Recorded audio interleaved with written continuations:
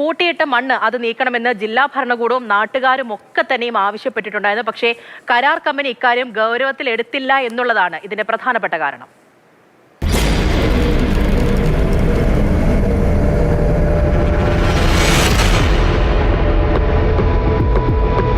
തുരങ്ക നിർമ്മാണവുമായി ബന്ധപ്പെട്ട നിർമ്മാണ കമ്പനിയുടെ ഭാഗത്തു നിന്നുണ്ടായ വീഴ്ചയാണ് ഈ ദുരന്തത്തിന് ആക്കം കൂട്ടിയതെന്ന് ജനപ്രതിനിധികൾ ഉൾപ്പെടെയുള്ളവർ ആരോപിക്കുന്നുണ്ട്. സർക്കാരിന്റെ ഭാഗത്തുനിന്ന് മുഖ്യമന്ത്രി അടക്കമുള്ളവരും ആ കാര്യം എടുത്തു പറയുന്നുണ്ട്. ഈ മണ്ണ് നീക്കം ചെയ്യണം എന്ന് ആവശ്യപ്പെട്ടിട്ടുള്ളതായിരുന്നു.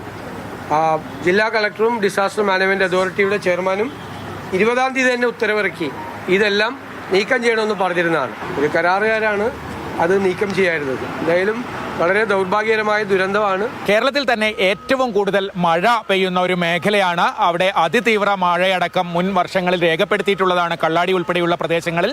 അങ്ങനെയുള്ള ഒരു സ്ഥലത്താണ് ഇത്തരത്തിൽ മല പോലെ മണ്ണ് കൂട്ടിയിടുന്ന സാഹചര്യം ഉണ്ടായത്. മുകളിൽ ചെറിയൊരു മണ്ണിടിച്ചിലുണ്ടായപ്പോൾ ഈ കൂട്ടിയിട്ട മണ്ണാണ് വലിയ തോതിൽ റോഡിലേക്ക് അടക്കം ഒഴുകി എത്തിയത്. ഇതുപോലെ ഒരു മേഖലയിൽ ഇത്രയും പരിസ്ഥിതി ദുർബലമായ ഒരു പ്രദേശം, അതുപോലെ കനത്ത മഴ, അതിതീവ്ര മഴ പെയ്യുന്ന ഒരു പ്രദേശത്ത് സ്വീകരിക്കേണ്ട മുൻകരുതലുകൾ ഈ ദിലീപ് ബിൽകോൺ എന്ന കമ്പനിയുടെ ഭാഗത്തു നിന്നോ അല്ലെങ്കിൽ ഇതിന് മേൽനോട്ടം വഹിക്കുന്ന കൊങ്കൺ റെയിൽവേ കോർപ്പറേഷന്റെ ഭാഗത്തു നിന്നോ ഉണ്ടായില്ല എന്നുള്ളതാണ് എടുത്ത് പറയേണ്ട ഒരു കാര്യം. മറ്റൊന്ന്, കാലാവസ്ഥ മുന്നറിയിപ്പിലുണ്ടായ പാളിച്ചയാണ്.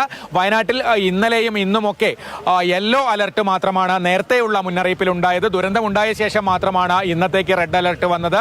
ഈ യെല്ലോ അലർട്ട് നൽകിയ ദിവസമാണ് ഈ പ്രദേശത്ത് മേപ്പാടി ഉൾപ്പെടെയുള്ള പ്രദേശങ്ങളിൽ 220 മില്ലിമീറ്റർ വരെ മഴ പെയ്തത്. അത്തരത്തിലൊരു അലർട്ട് ഇല്ലാത്തത് കൊണ്ട് തന്നെ ജില്ലാ ഭരണകൂടത്തിന് വേണ്ട മുൻകരുതൽ എടുക്കാൻ കഴിഞ്ഞില്ല.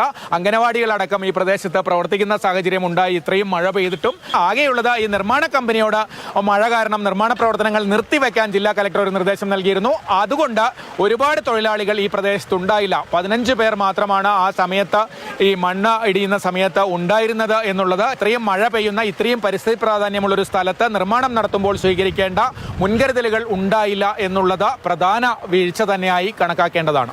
ഷമീർ മച്ചിങ്ങലിനൊപ്പം കമൽ, മാതൃഭൂമി ന്യൂസ്, വയനാട്.